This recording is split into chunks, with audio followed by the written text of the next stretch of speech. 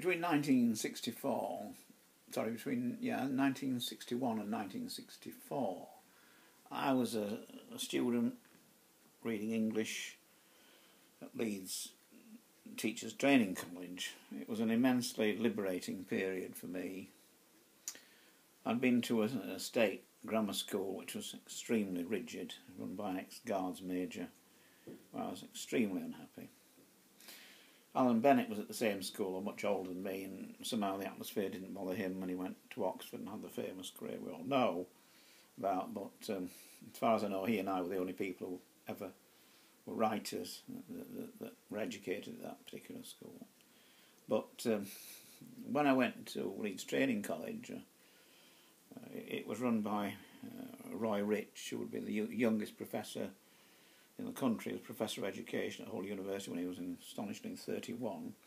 He then moved to be the principal of Leeds Training College, which he stayed at till he retired, and he was an immensely cultured man.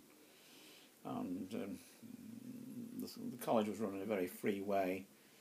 There were no examinations, everything was coursework, and I was free to read and write, and I started to write poetry. And this was the time of the great period of the Gregory Fellows at Leeds University, when I met Martin Bell, Peter Redgrove, John Silkin, and I then got a job teaching in a primary school, which turned out a great deal better than might have been expected. I was given, through the influence of my English tutor, an A-stream class to teach, and it was a 5-stream school. These were 10-year-olds, immensely gifted, and I ignored the conventional syllabus, which I could do in those days, and I taught poetry, and I taught painting, and I even used what in a sense would be art therapy to interpret the unconscious children's paintings. I played a lot of music, folk music, classical music. I read the entire Tolkien sequence from beginning to end in a term. I don't think that's ever been done by anyone again. I don't know how I did it. And I was beginning to get published in small magazines, and Alan Tarling's Poetry and Printer Press printed these poems in a tiny collection called The Quarrel with Ourselves, which has clearly been out of print for a huge number of years, but which I reprinted in my collected poems. And these are the first poems from that collection. Change. As milled silver, I was welcome in every gutter. Tinkling over cobbles, I rang the truth loudly on solid oak counters, and tills tolled for me clear as bells. Boldly I gave myself to many, slipped from moist palm to pocket, pirouetting without points, jingling with dull coppers and important keys. First I was lost in 100 children's essays, found myself with pearls in secret pockets, counterfeit and shiny. Then I discovered in a deed box, frowned over as I beamed a dusty smile of centuries, polished till I pierced the fondness nastily with a sickly yellow glare. My smooth face made the end easy. I piled up with the rest, counted and columned, exchanging memories in a sudden hot flood of death. Disorderly conduct.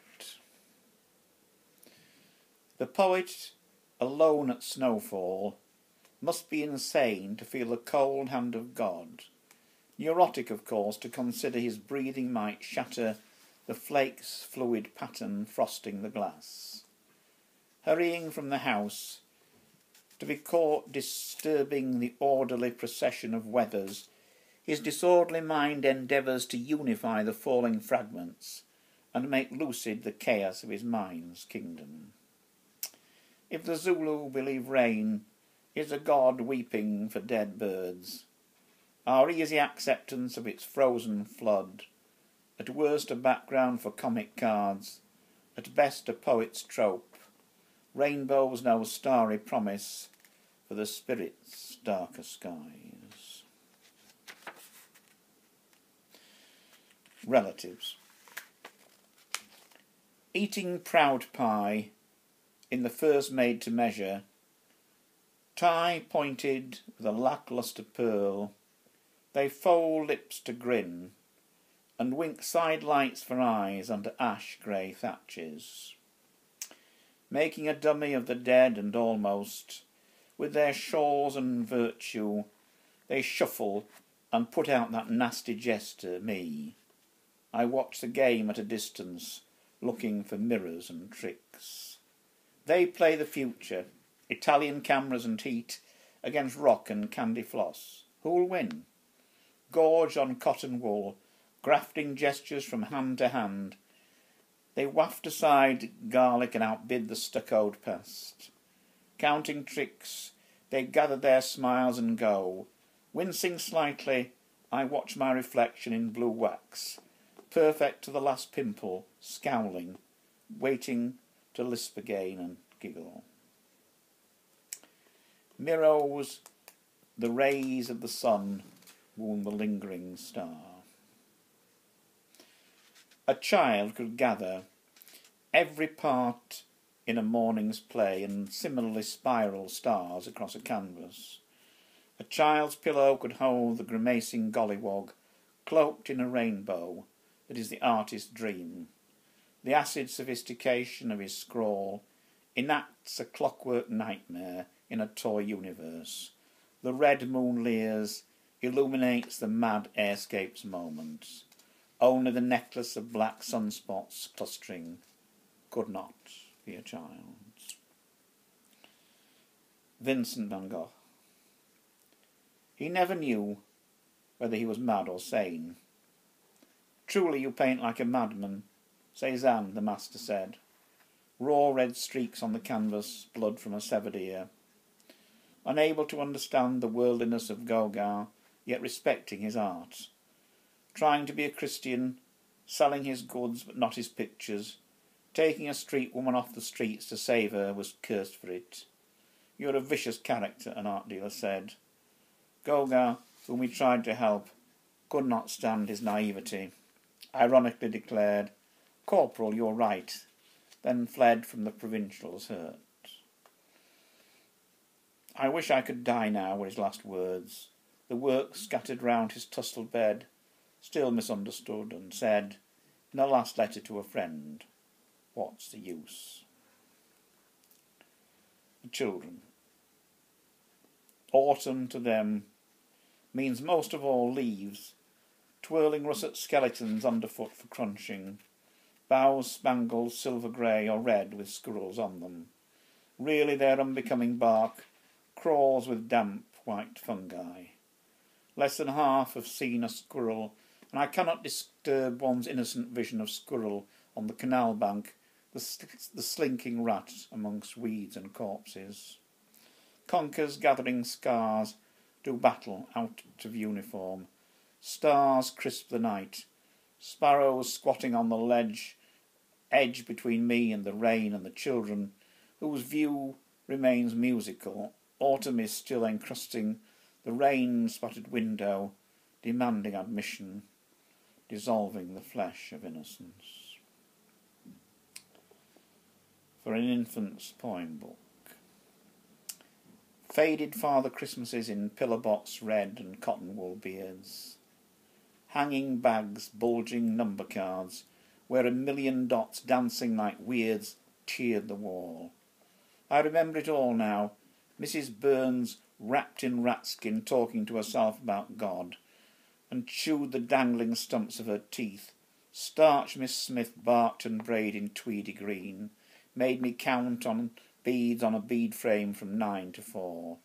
And always in the playground, rotting apple cores, orange skins bleached like bones in the sun, weeds springing in crevices as I run, from the terrifying cries of the children, falling like blows. Ibsen at 70.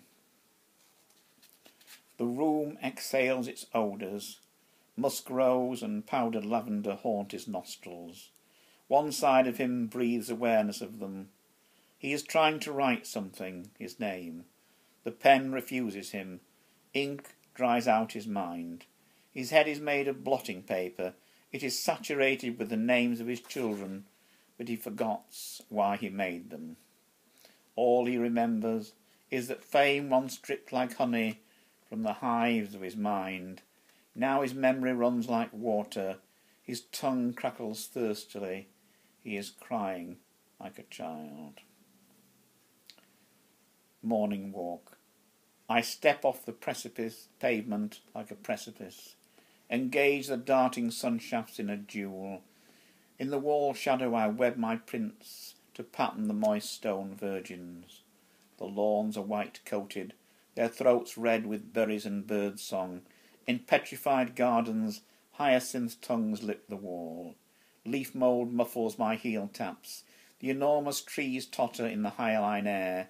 I hear the Sunday strollers in their mist-making walks, pressing through them like some voiceless ghost. The quarrel with ourselves. Baronial junketings flash red and purple vestments. Shields clash and swords, but the essential blazonings are in the heart. Whenever I breathe, I exhale the odd, unwritten, unspoken, as yet even unthought half-line. What swells between stomach and head may be the stanza I thought was lost, exploring the labyrinthine coils of blood and gut. The deft movement of my hand on paper, stabler than the shaking inner wrist of doubt, makes me wonder who or what guides the pen, makes me tremble on what I may unwittingly leave out. Rewrite? I can hardly make a fair copy. And yet they come, maybe trailing along, an urchin gang, sobbing and snotty-nosed, but getting somewhere however late, arriving unnoticed on the dusty blank page of an unread book none bothers to cast out. Everything in its place. This was published in 3 regional voices, together with poems by Michael Longley and Ian Crichton-Smith. The publisher, Alan Tarling, received 5,000 requests for a reprint, but he ignored them all. Everything in its place. Desks are straining on all fours, flanks heaving to hurl the hunched riders down crack and cranny.